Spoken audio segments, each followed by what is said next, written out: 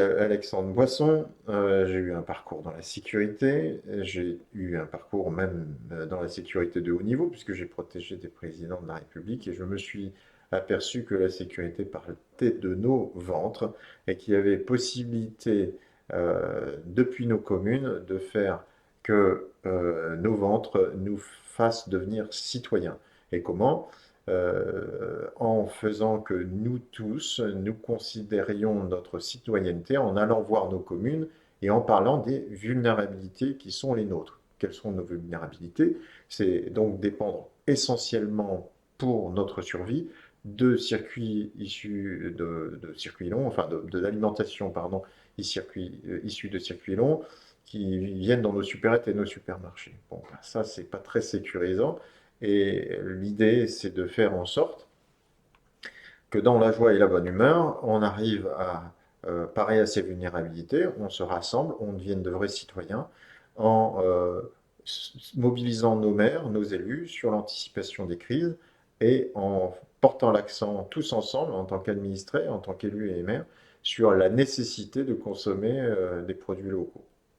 C'est une démarche qui renforce nos territoires, c'est une démarche qui aide justement tout le monde, parce que c'est le bien de la cité qui est en jeu, c'est se renforcer. Donc oui, c'est une démarche très constructive. Nous apportons une vision plus claire de ce que peuvent être les conséquences des crises systémiques, les cyberattaques par exemple, les problèmes géopolitiques entraînant des crises sur l'énergie, et nous faisons remarquer donc aux communes l'impact qu'auraient ces crises en cas de problème d'approvisionnement, que ce soit nourriture, euh, produits de santé ou autres.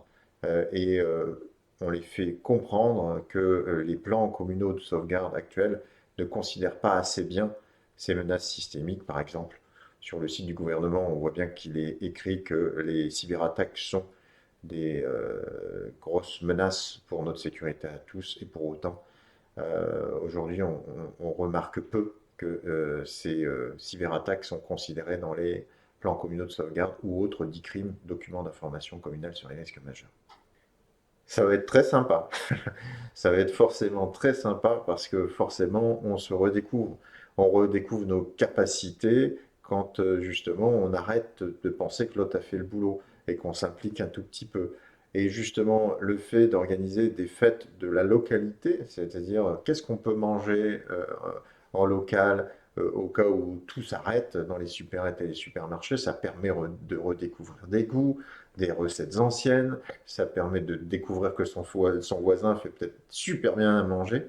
Et c'est un moment heureux, contrairement à ce qu'on pourrait penser.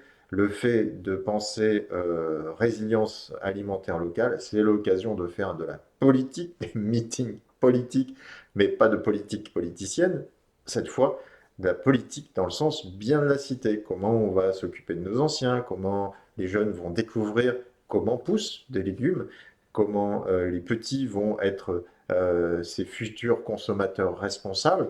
Et ça se fait en coordination, ça se fait dans la joie, la bonne humeur et en se régalant.